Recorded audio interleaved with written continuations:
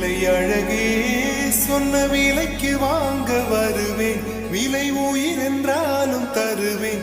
இந்த அழகை கண்டு வியந்து போகிறேன்.